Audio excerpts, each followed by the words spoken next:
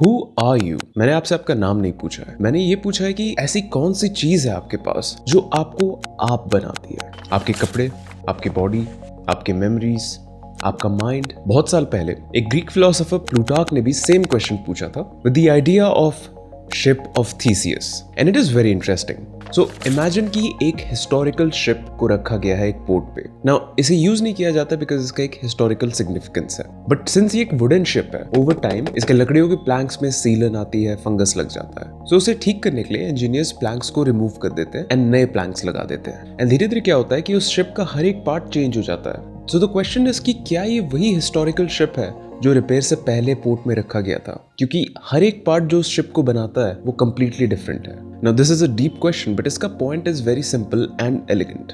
What makes you well you?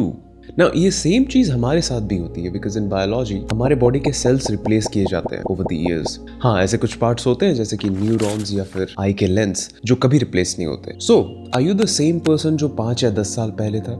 वैसे तो ship of Theseus के क्वेश्चन का कोई परफेक्ट आंसर नहीं है, but there are some logical ways to look at it. क्योंकि शिप ऑफ थीसिस का क्वेश्चन ही थोड़ा सा प्रॉब्लमैटिक है, क्योंकि शिप की आइडेंटिटी और इवन हमारी आइडेंटिटी डिपेंड करती है पर्सपेक्टिव से। क्योंकि दुनिया में हर एक चीज जो सेंस बनाती है वो इमर्जेंट होती है, यानी कि किसी एक इंडिविजुअल पार्ट का कोई मतलब नहीं होता। जब वो पार्ट मिलकर एक साथ काम करते हैं तो उससे सेंस बनता है। Everything is just a process and इस प्रोसेस को हम आइडेंटिटी देते हैं, ना कि उस चीज को। और अगर आइडेंटिटी के हिसाब से देखा जाए तो दुनिया में सारी चीजें एटम्स एंड मॉलिक्यूल से बनी हुई है and atoms are just probabilities with no identity.